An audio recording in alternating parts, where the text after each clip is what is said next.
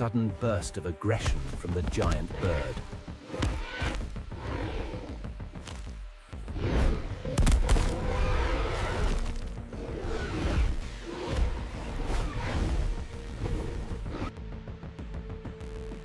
15 million years ago, South America was an island, an entire continent isolated from the rest of the world by impenetrable oceans.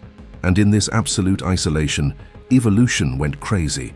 Without the large predatory mammals of Africa, without the fearsome sharp-toothed cats of North America, nature had to improvise. And what she created was terrifying. Birds that abandoned the skies to become terrestrial killing machines. Crocodiles that left the rivers to dominate the plains like living battle tanks. This was the South American Miocene, a laboratory of evolutionary nightmares where the most bizarre and lethal predators in the history of the planet roamed free.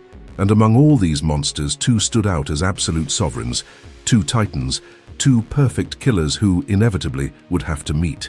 Today you will witness what would happen when the most lethal winged killer in prehistoric times crossed paths with the largest land crocodile that ever lived. The air was different that morning in what we now call Brazil, denser, heavier.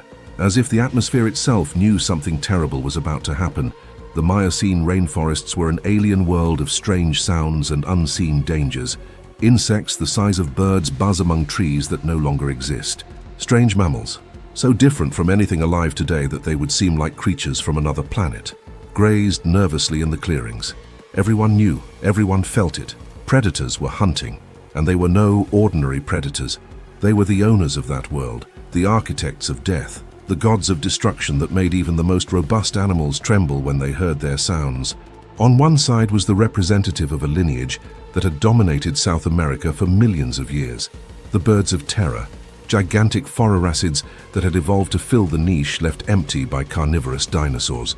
But she wasn't just any terror bird. It was Paraphysornis brasiliensis, the Brazilian species, the biggest, the deadliest. At 8 feet tall and 180 pounds of pure muscle, she was a living guillotine. Its skull was more than 2 feet long, armed with a beak that functioned like a battle axe. But don't be fooled. She didn't need the brute strength of a crocodile to kill. She was a surgeon. It needs. A killer who studied her victims before delivering the final blow. Across the plain, something even more terrifying lurked within the shadows of the ancient trees. Barinasuchus arveloi, 10 meters long, 1.5 tons of reptilian fury, the largest land crocodile to ever walk the earth. But forget everything you know about modern crocodiles. Forget those slow, heavy creatures that spend hours motionless on the banks of rivers. Barinasuchus was different, radically different. Its legs were long and positioned directly under its body, like those of a dinosaur. He ran, pursued. It actively hunted on dry land like a miniature tyrannosaurus. And your jaw? A biological hydraulic press capable of exerting more than 3 tons of pressure. Enough force to crush the skull of any creature that existed in prehistoric South America. Paraphysornis did not choose to be a killer. Evolution shaped it this way, through millions of years of relentless natural selection. When their ancestors began to lose the ability to fly some 60 million years ago, shortly after the extinction of the dinosaurs, they faced a crucial evolutionary choice: die or adapt. They adapted, and how they adapted. Its wings atrophied, but its legs became pillars of explosive power, tendons reinforced like steel cables, muscles that could accelerate that massive body from 0 to 40 kilometers per hour in less than 3 seconds. She was a sprinter, an 80-kilo Olympic runner equipped with medieval weapons. But the true genius of Paraphysornis was in its beak. It wasn't like an eagle's beak made for tearing. It wasn't like a kite made to break. It was completely unique. A curved blade of reinforced keratin, compressed laterally to form a cutting edge. The internal bone structure was an evolutionary engineering nightmare. Layers of dense bone arranged in patterns that maximized impact resistance while keeping weight to a minimum. When she attacked, she did not tear the flesh of her victims. She cut them, surgical precision. A downward blow from that beak could penetrate 2 inches of muscle and hit vital organs. Arteries were divided, spinal columns were broken, and his victims didn't even have time to understand what had happened before the darkness consumed them. But there was more. Its eyes were positioned frontally, giving it binocular vision, depth perception. She could calculate distances with deadly accuracy. It could track movement amid the chaos of a high-speed chase, and its brain, although smaller than that of modern predatory mammals, was highly specialized. All that neural processing power was dedicated to a single function: killing efficiently. Now let me tell you about your opponent. Barinasuchus was the nightmare that chased other nightmares. Imagine a modern Nile crocodile, already scary in its own right, and then multiply its size by 3. Add runner's legs, remove any trace of slowness. What you have is a war machine that nature has spent millions of years perfecting. Their ancestors, the Sebasids, had separated from the lineage of modern crocodiles more than 100 million years ago. While most crocodiles specialized in aquatic environments, becoming semi-aquatic ambushers, Sebasids went in the opposite direction. They conquered the land, and Barinasuchus was the ultimate expression of this achievement. His skeletal structure was a masterpiece of strength and mobility. The spinal column was reinforced by bony processes that prevented excessive torsion, transforming the entire body into a single rigid unit of force. The legs were incredibly long for a crocodilian, with proportions reminiscent of large theropod dinosaurs. That meant speed. Biomechanical studies suggest that Barinasuchus could reach speeds of up to 45 kilometers per hour in short sprints. It wasn't the speed of a cheetah, but for a 1.5-ton creature with devastating jaws, it was more than enough. And those jaws, good God, those jaws, 75 centimeters long when fully opened, serrated teeth like kitchen knives, designed not just to pierce but to saw through flesh and bone. The bite force was apocalyptic. While a great white shark bites with about 1.5 tons of force, Barinasuchus could have exerted more than 3 tons.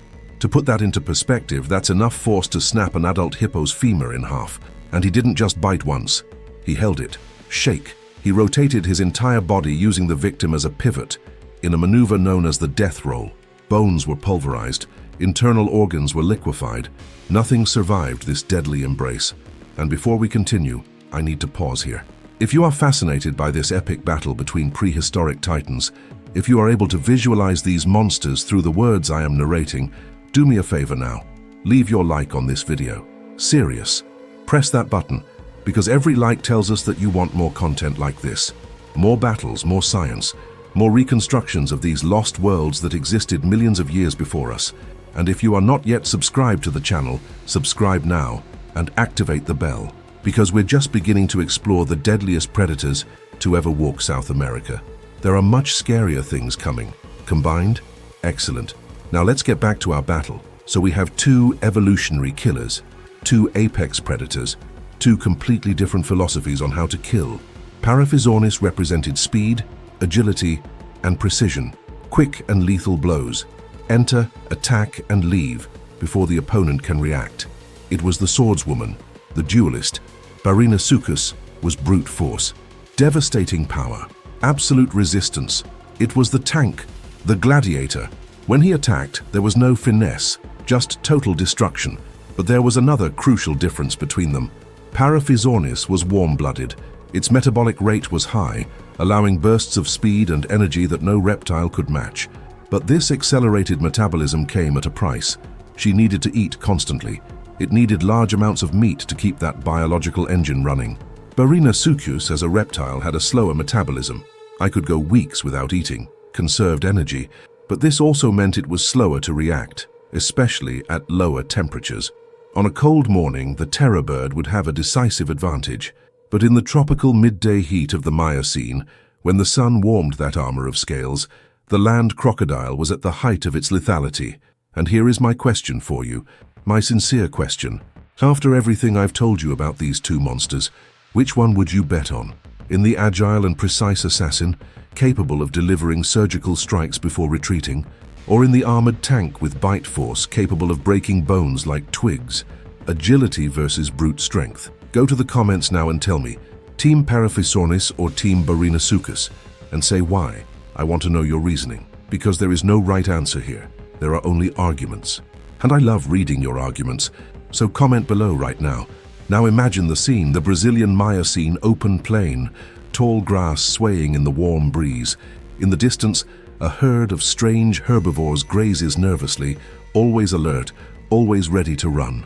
And there, perhaps 200 meters apart, the 2 titans see each other for the first time. Paraphysornis raises its head, those predatory eyes focusing on the massive figure emerging from the vegetation in front of it. She makes a sound. It's not a bird song. It's something much deeper, guttural, a muffled roar that vibrates through his entire body. It's a warning, a challenge. The Barinasuchus stops. His nostrils flare, sniffing the air. He recognizes another predator, another carnivore. Competition, threat. Your reptilian brain processes information coldly. This giant bird is not prey, it's a rival, and rivals need to be eliminated or expelled. It opens its mouth in a display of menace, revealing rows of dagger-like teeth. The message is clear: this is my territory. But Paraphysornis doesn't back down. You can't back down. She went 3 days without a proper meal. She's hungry.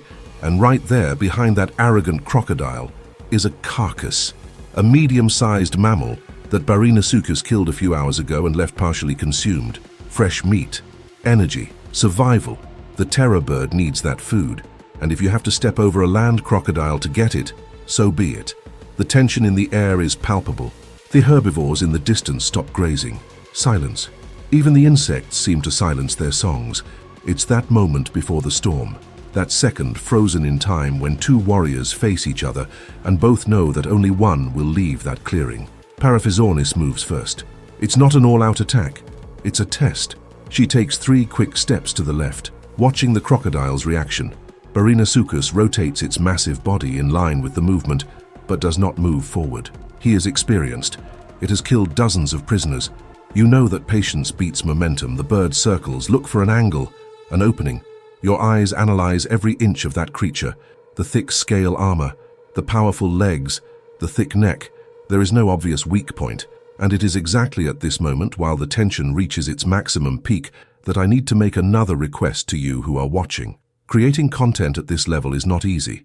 There are hours of research into scientific articles, consultations with paleontologists, biomechanical studies, digital recreation of these animals. Each video represents days of dedicated work. And do you know what keeps this channel alive? Do you know what allows me to continue bringing these epic battles to you? It's your support. If you're loving this content, if you want more prehistoric battles, more documentaries about the monsters of the past, consider becoming a member of the channel.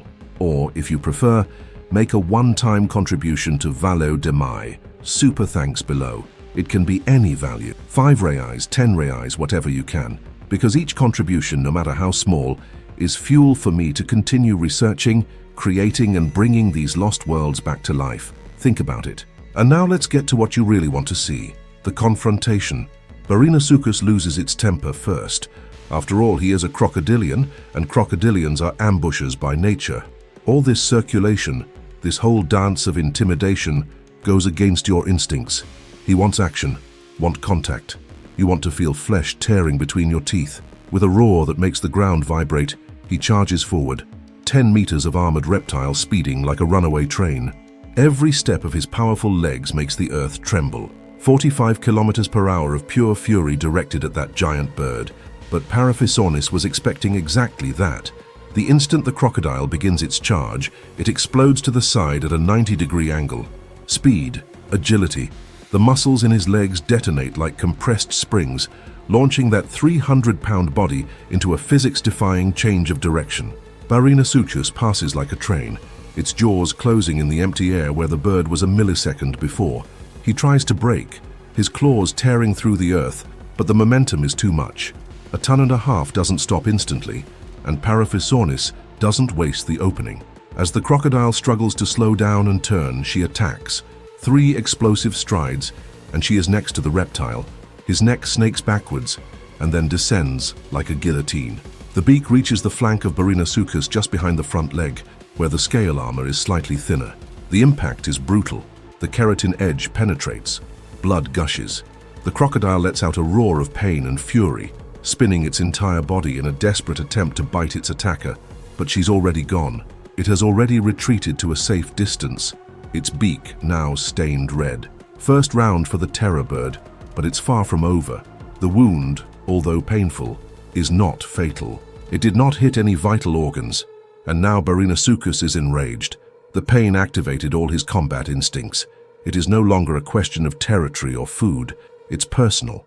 He turns completely around, facing the bird again, But this time, he doesn't move forward blindly.